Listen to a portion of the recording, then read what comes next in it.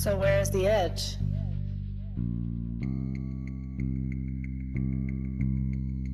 Who's to say that there is an edge, and why assume there is one? Is it because when we are introduced to the idea of a flat Earth, it's always depicted like this?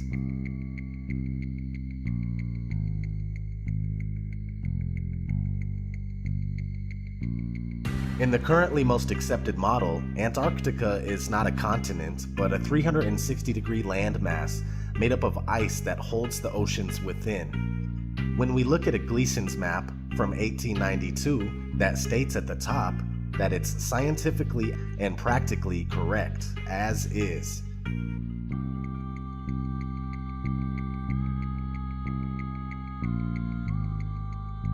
We see this Antarctic ice rim. The Gleason's map is basically an azimuthal equidistant projection, which can be traced back to the year 1000. The AE map is also an official map of the United States Geological Survey, the USGS, and the official logo for the United Nations. The oldest known globe in the world is from 1492.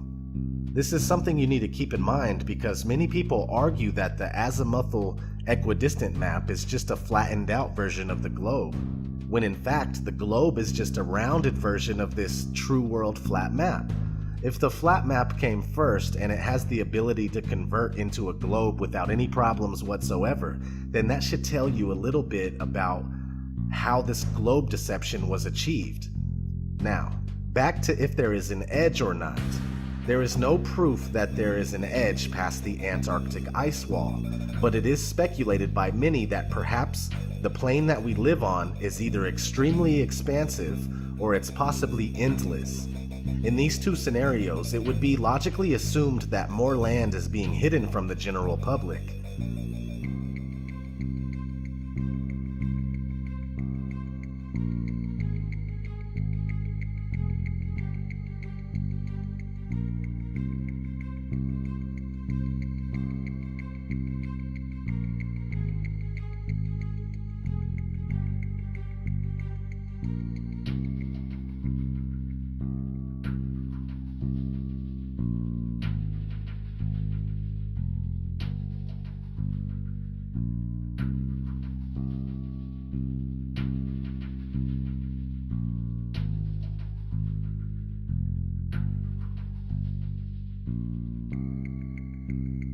In a 1954 interview with Admiral Richard E. Byrd, an American naval officer who specialized in exploration, he had this to say. But strangely enough, there is left in the world today an area as big as the United States that's never been seen by a human being. And that's beyond the pole, on the other side of the South Pole, from Middle America. And I think it's quite astonishing that there should be an area as big as that unexplored. Implying that there is more land past Antarctica. If that uninhabited land was on a globe, it would be in the Indian Ocean. A recent discovery of an old Buddhist map in a newspaper from 1907 seems to support the idea of a vast plain with much more land.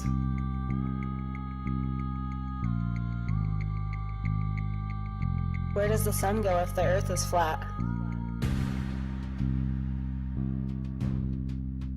Well, the sun neither rises nor sets, but travels in a clockwise circuit from east to west, and only appears to rise and set due to perspective. The sun disappears at the vanishing point of human perspective on the horizon where the ground meets the sky, and since the sun is not 93 million miles away, I repeat, not 93 million miles away, but much closer and smaller, the light emanating from the sun only illuminates about half of the flat plane at once as it makes its daily journey.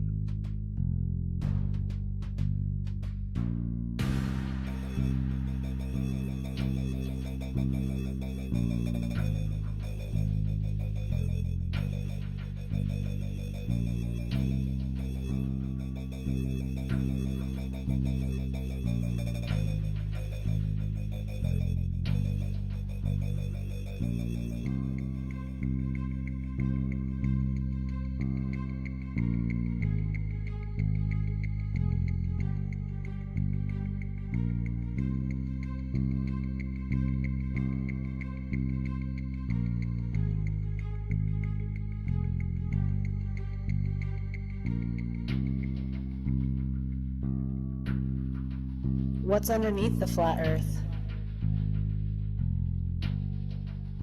This is obviously an unanswerable question since the assumed edge has never been known to be reached, but many people suppose that whether the Earth is round or flat, that either way, it still must be floating in the middle of outer space. But the idea of outer space goes out the window with the round Earth theory. Many religious texts support an immovable Earth that has its foundations on which it is laid and its pillars by which it is supported. We simply don't know, but we do know that the Earth is obviously fixed in place, as we can tell by our everyday experience of non-movement. What we see in the skies above are illuminated objects making circles around us just as it appears. Whatever this place may be, it's the center of all we survey. Some say that the Earth is the floor of the universe. In the ancient Hebrew conception of the universe, we are surrounded by the waters above and the waters below, known as the Great Deep. The deepest hole ever drilled into the Earth was a total of about 7.5 miles. The very core of the Earth is nothing more than wild speculation, if not another malicious lie. So what's under the Earth? That remains a mystery to us all. But another thing that you can research is what's inside the Earth.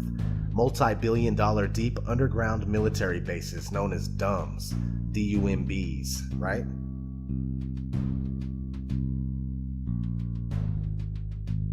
What about ships and boats disappearing over the horizon? This is also due to human perspective. They don't go over the horizon, they go into the horizon, moving beyond the limit of our vision and past the vanishing point. But the ships and boats are easily brought back into view with a pair of binoculars, a telescope, and any camera with a good zoom lens.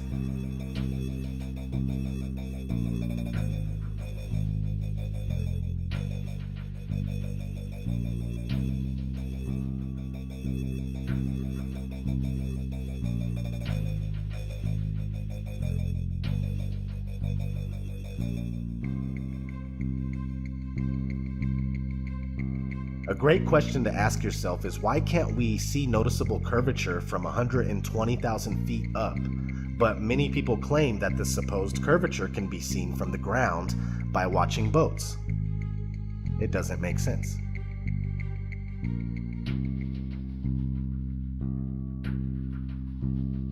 And what about all of the pictures of the Earth? They are all clearly computer-generated images. They claim this picture from Apollo 17 in 1972 is real, and they also claim that the 2015 Epic Earth picture is real. But NASA employee Robert Simon gave us a glimpse of how they do it when he shared his experience of creating the Blue Marble 2.0 in 2002. He is now called Mr. Blue Marble. He was interviewed and on record stating, "The last time anyone took a photograph from above low Earth orbit that showed an entire hemisphere, one side of the globe, was in 1972 during Apollo 17. NASA's Earth Observing System, EOS, satellites were designed to give a checkup of Earth's health. By 2002, we finally had enough data to make a snapshot of the entire Earth, so we did." In 2002, Blue Marble 2.0. NASA's Rob Simon made this. Simon's job is... It's primarily taking data and making pictures out of it. That's what this is, a composite of data sets from several different instruments translated into a picture. So we actually had to take clouds out. They stashed the clouds for later, went onto the ocean. That came from an instrument that measures phytoplankton in the sea. Where it was low, I colored it dark blue because they're low mostly in mid-oceans. And then where it was a little bit higher, it was like a little bit brighter green. Then add the clouds back in. There's a small problem with it because there's a very slight gap in between each orbit. So some of those are painted on. It is photoshopped, but it's has to be. Then There was another layer to sort of simulate the atmosphere. and then there's this little bright spot. It's called the specular highlight. So it's the reflection of sunlight off of water. Those are the pieces, but you can't just slap them all together. It just didn't look realistic. It looks kind of flat, or the clouds are sort of too see-through. So I just hit Command Z a lot. There's artistry to creating the world. what I imagine it to be. Unfortunately, I'm not an astronaut. I've never been to space, but I've looked at these images over and over again, trying to sort of get the essence of it. It is photoshopped, but it's has to be. It is photoshopped, but it's has to be. It is photoshopped, but it's has to be. It is photoshopped, but it's has to be.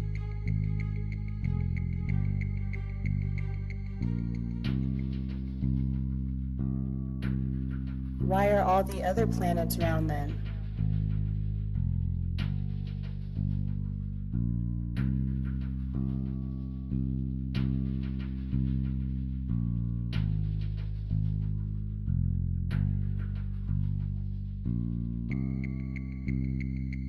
When you compare amateur footage done with professional grade cameras and compare it to NASA's official images of planets and stars, it's clear that NASA images are all computer generated, no different than the photos of Earth.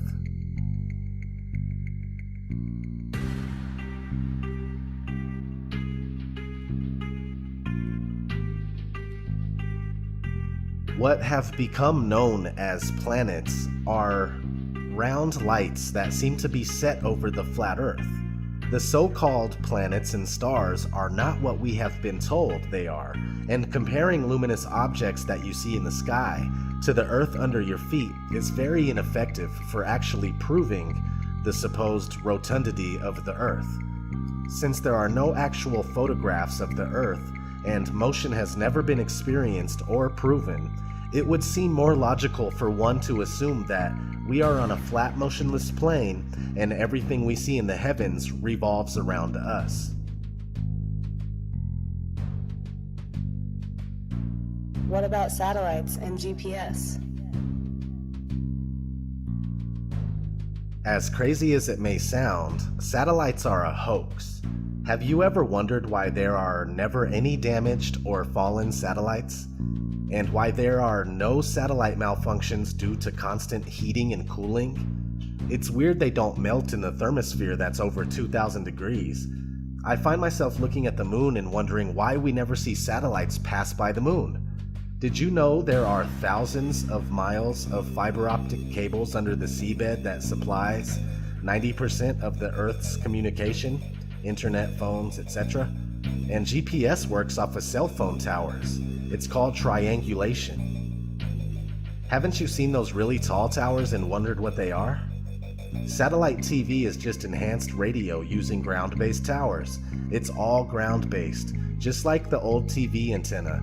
Science fiction author Arthur C. Clarke proposed the idea of geostationary satellites in 1945 in a magazine called Wireless World.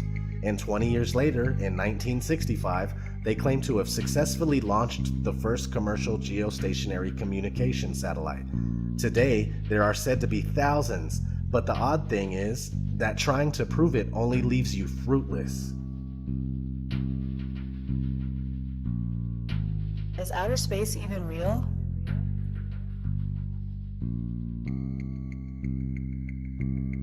Yes and no. What you see in the sky, as far as stars and wandering stars, also known as planets, are there.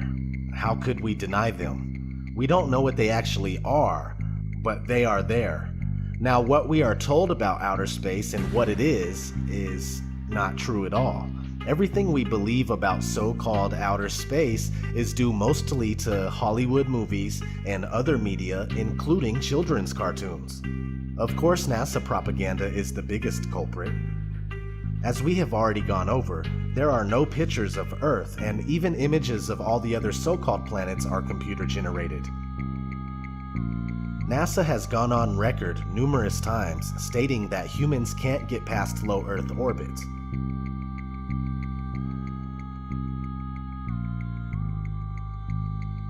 NASA's next spacecraft, already being built and tested across America, will do those things and more.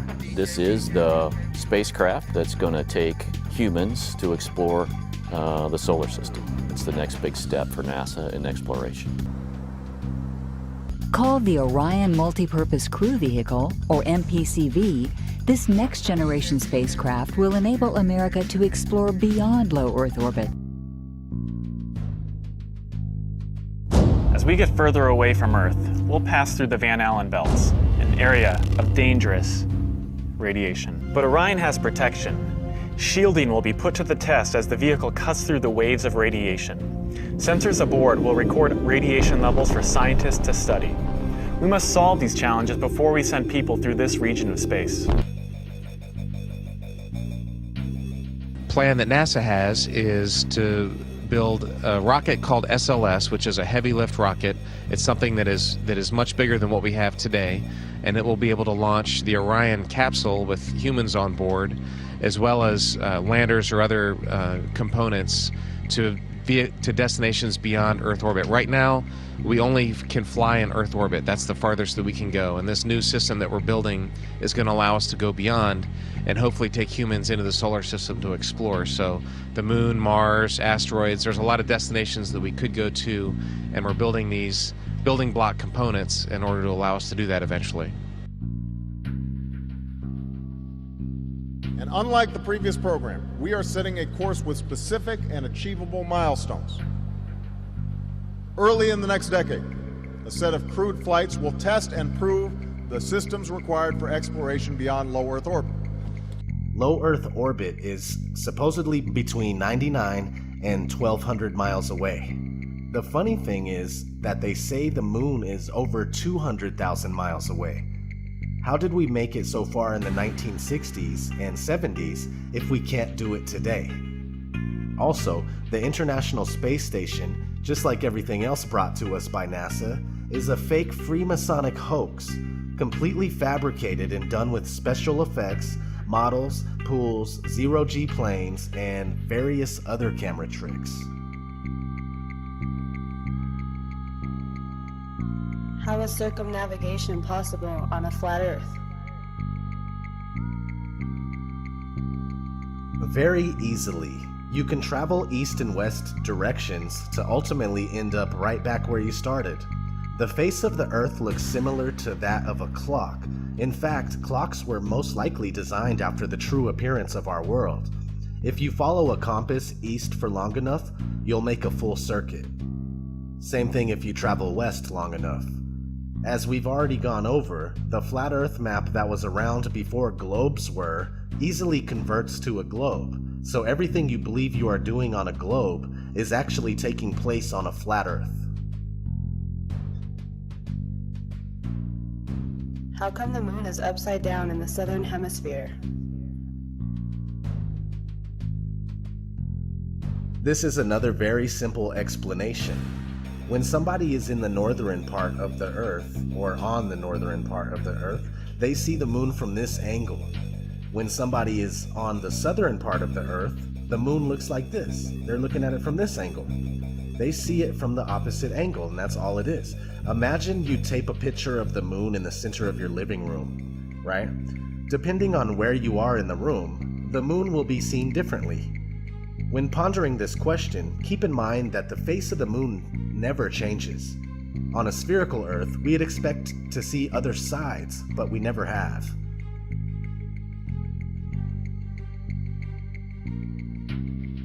What about the seasons?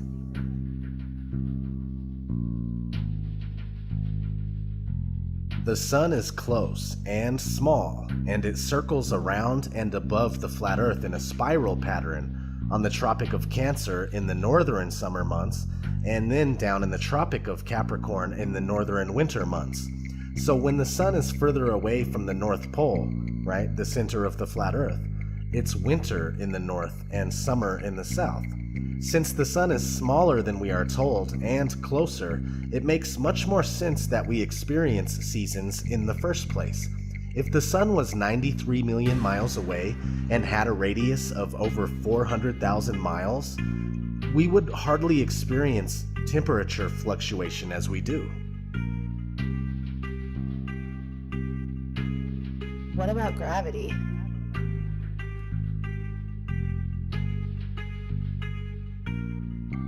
Gravity is necessary in order for a spinning ball Earth to work.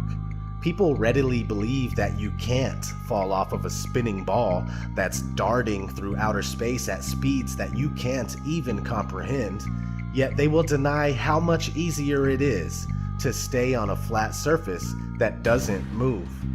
Gravity is a scapegoat for all that cannot be explained, and it has never been proven. The reason why things fall or float is because of density and buoyancy. If something is heavier than air, it falls. If it's lighter than air, it floats. Very straightforward. Your phone is denser than the air, therefore it falls when you drop it. Everything works because of density. No need to factor in imaginary components. Quote, "The law of gravitation is said by the advocates of the Newtonian system of astronomy to be the greatest discovery of science and the foundation of the whole of modern astronomy.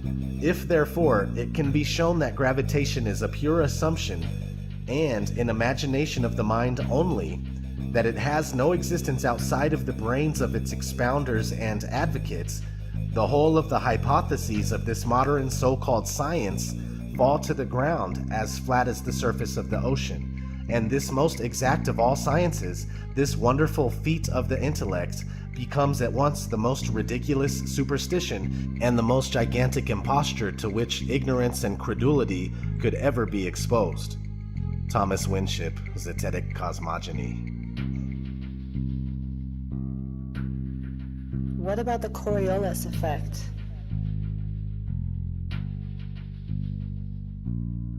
They say that the Coriolis effect is a result of the Earth spinning and is responsible for the deflection of an object moving above the Earth, rightward in the northern hemisphere and leftward in the southern hemisphere. The problem is that things like hurricanes and water in the sink aren't always predictable and have been known to spin both ways in either hemisphere. Also, another contradiction that proves the Coriolis effect false is the fact that no flying machine above the Earth has to account for it. If a bullet that travels 1,700 miles per hour has to account for the effect, then an airplane traveling at 550 miles per hour would definitely have to account for the effect. When you look for the answer, you'll find that we are told that since the atmosphere moves with the spin of the Earth, planes aren't affected. So why would bullets be?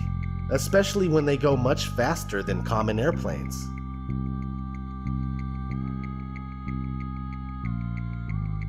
Why can't I see infinitely far? This is for the people that wonder why they can't see certain things that they believe they should be able to see if the Earth was flat. I've been asked on numerous occasions, why can't I see Mount Everest from anywhere on Earth? I've also been asked, why can't I see Spain from the east coast of America? Well, besides dirt, dust, dew, rain, fog, smog, smoke, clouds, mist, haze, snow, etc., your vision is limited by the vanishing point of your perception. Check your weather app on your phone and notice the visibility in your area.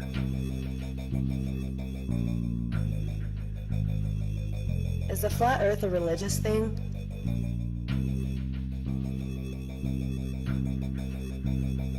Yes and no. I say this because I myself am not religious. I'd rather not have faith in something, but know the facts to the best of my ability. And the facts are that the curvature and motion of the Earth have never been proven. The Bible, without any doubt whatsoever, supports the Earth that's fixed in place. The Book of Enoch, which is biblically endorsed and most likely belongs in the Bible, describes the flat stationary enclosed Earth in great detail. Many religions and civilizations preceding Judaism and Christianity support a flat and stationary Earth, such as the Babylonians, the Egyptians, the Mayans, the Norse, the Hindus, etc. This fantastic spinning globe Earth is very new to the people of the world, yet most of us carry on as if the theory is unquestionable, and we've been conditioned to laugh when the flat Earth is brought up. Whether you are religious or not, you can see the flat Earth for yourself.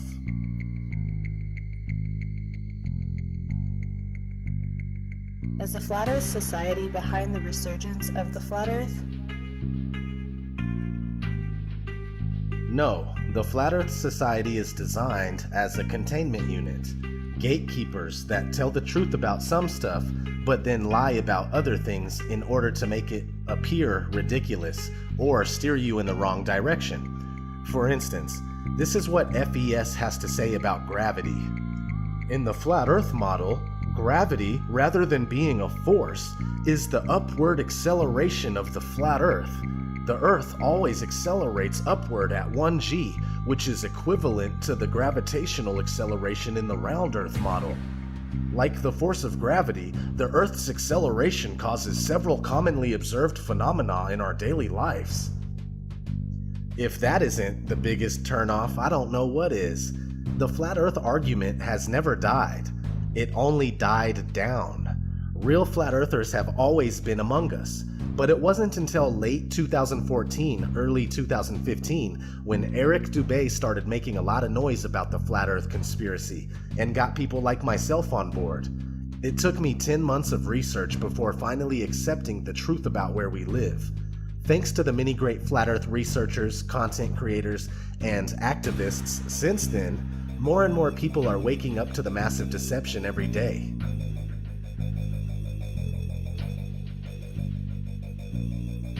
Are all scientists, pilots, and members of the government in on it?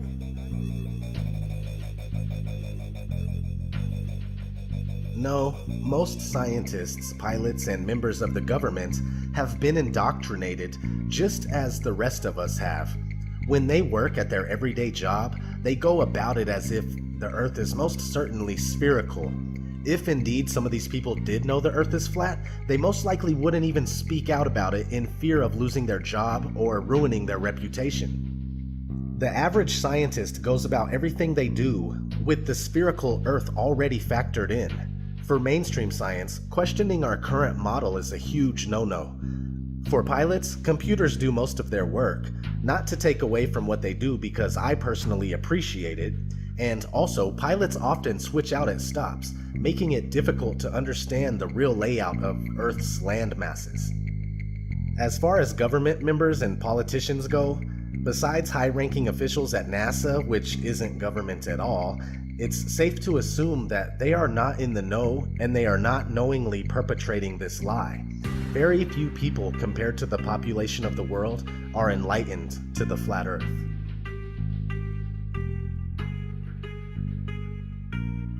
NASA isn't the only space agency. Are all others in on it too?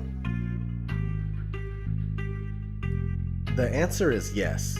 Here's a short clip on what you need to know. The Vector, NASA's official logo. If you've ever looked at NASA's official logo, both their official insignia and their official seal, you'll see that the most prominent object in the seal is a red swooshing object. They call that the chevron or the vector. If you ask NASA's Public Affairs Office, this symbology is featured so heavily in their insignia and seal, they'll give you what really amounts to the standard facile cover story for the unilluminated. They'll tell you that that is a representation of a hypersonic wing design from the 1950s, which was the time the logo was created. Not exactly the case.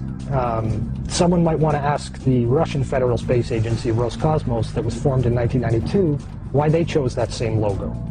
And while you're at it, you can go ask the Chinese, who formed their space agency in 1996, why in the world they're using a hypersonic wing design from the 1950s as their official logo.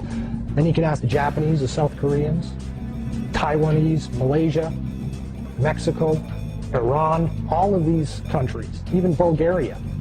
They all utilize the vector symbology in their space agency logos for their national space agencies.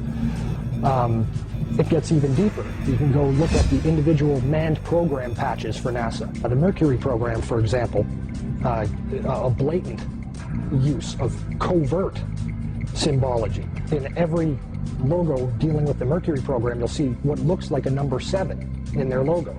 And again, NASA's official story is that they put this number 7 there so that they could pay homage to the original 7 Mercury astronauts. Kind of forgetting the fact that only 6 Mercury astronauts actually flew into space, because number 7 never did. Deke Slayton had a heart problem, so he didn't get to go up. So there were only 6 Mercury astronauts, yet there's a 7 in every single logo. That's in the official mission or official program insignia for Mercury, as well as the 6 individual mission patches carry this logo. And it carries on to the Space Shuttle program. If you look at the Apollo logo has a big letter A in it. At least that's what they want you to believe, but it's not. Again, that's just a simple way of explaining away the inclusion of this vector symbology in the logo.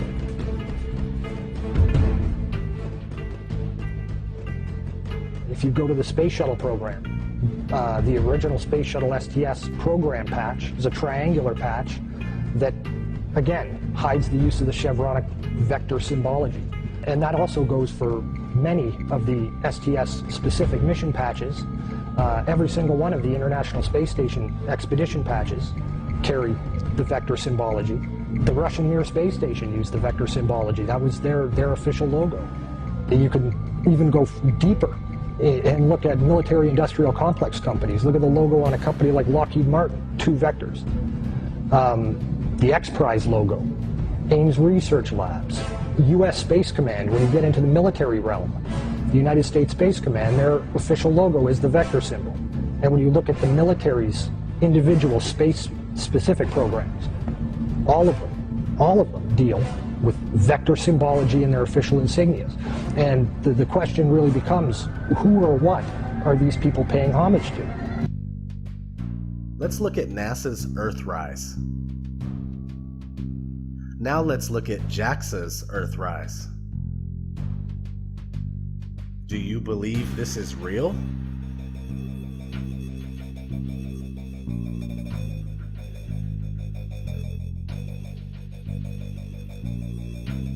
Well then, who's responsible for this deception?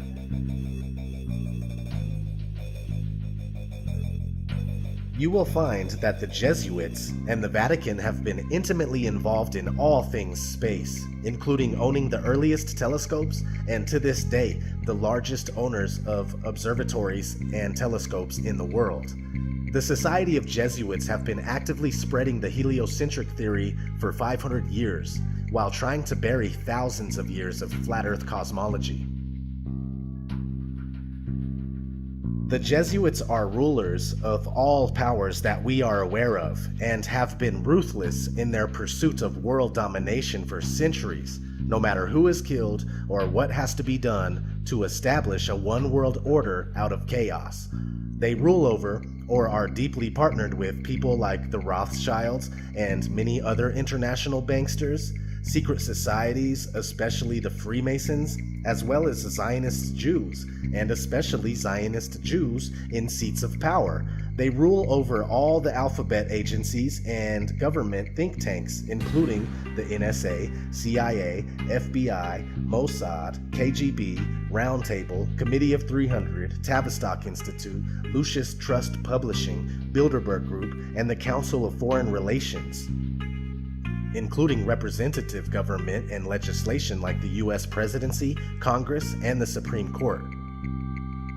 The Jesuit order is said to have been established by Jews, again showing that the Jews are behind some of the biggest hoaxes in history, including the Holocaust. Freemasons are also spread out all over the world to further the different agendas that serve this Illuminati elite.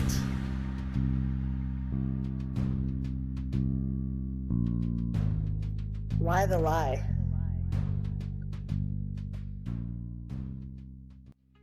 Their desire is to convince us that we are only one of a septillion other planets flying through infinite space.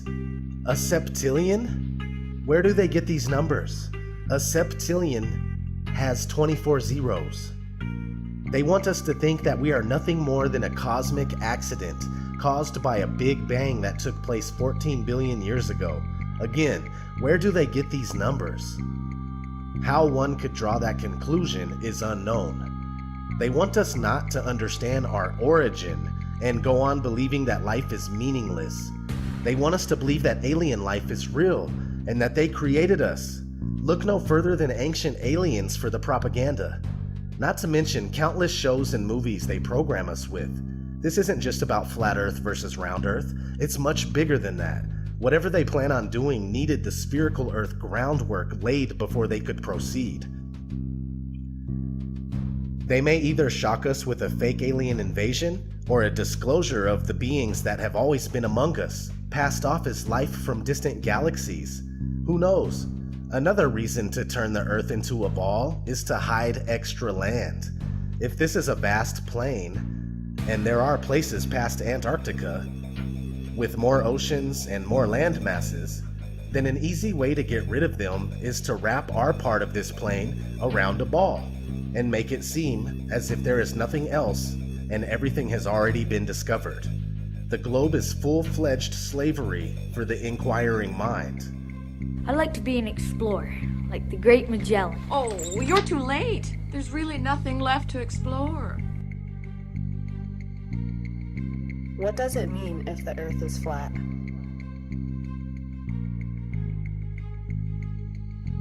It means that the origin of man is deliberately being covered up from us.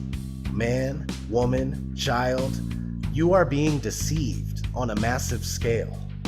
Flat Earth, enclosed flat Earth, expansive plane flat Earth, or even infinite plane flat Earth with an infinite ceiling barrier, or possibly another plane of existence above us and below us.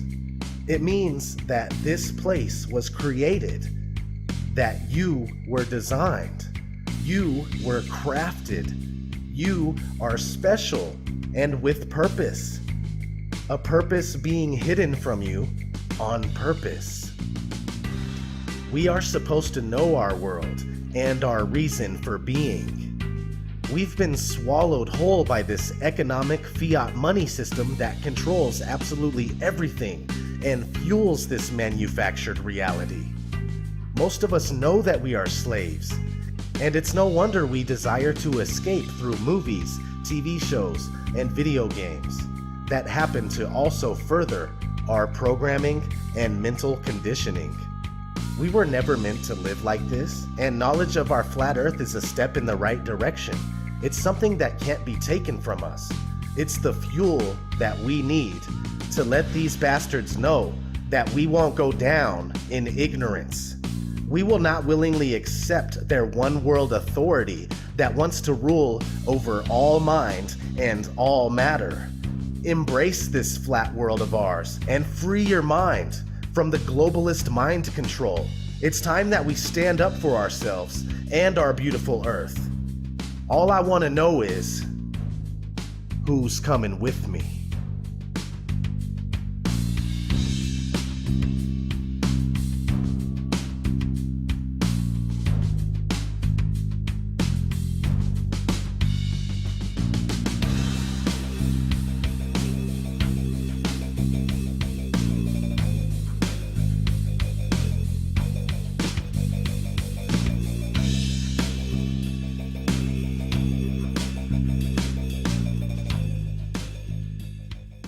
Boom.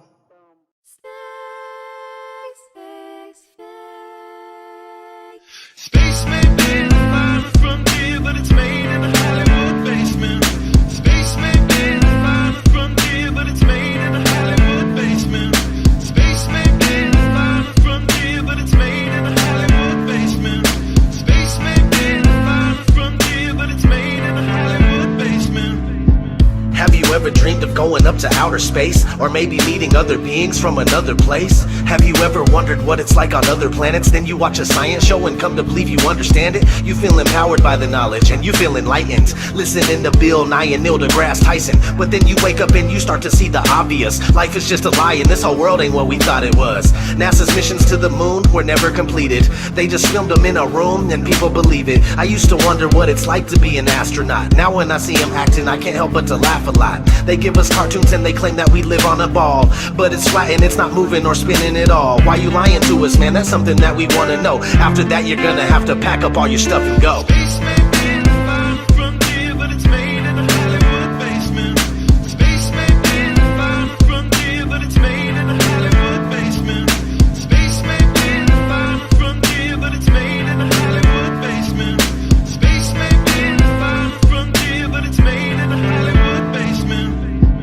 History has been rewritten by winners of wars. The Jesuit order, Khazars, Freemasons, and more. They pulled the veil over our eyes, and it's time to awaken. Through organized indoctrination, our minds have been taken. It's time we take our power back and we rescue our people. The Vatican and the bankers are like Resident Evil. They may have had the greatest plan that was ever concocted, but Illuminati never thought that they'd ever be spotted. They're manufacturing reality all in our heads. They tell us if the earth is flat then we'll fall off the edge, but if it is a spinning ball we won't fall off it then. And gravity is our imaginary magic friend. Why is water always flat when unmanipulated? Why are pictures of the earth computer generated? Why you lying to us, man? That's something that we want to know. After that you're gonna have to pack up all your stuff and go. Space may be the final frontier, but it's made in a Hollywood basement. Space may be the final frontier, but it's made in a Hollywood basement. Space may be the final frontier, but it's made in a Hollywood basement. Space may be the final frontier, but it's made in a Hollywood basement. Space may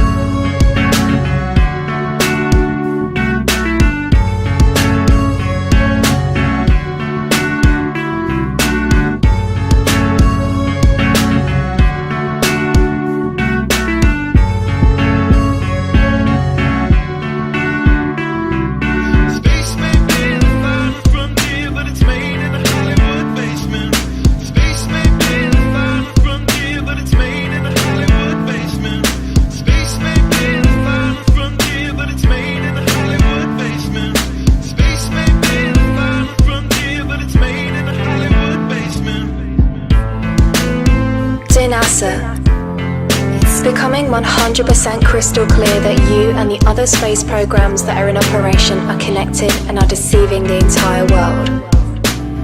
More and more people are waking up every single day, and we are now able to see right through you. But what we really want to know is, why are you lying? Sincerely, me and the great people of this earth.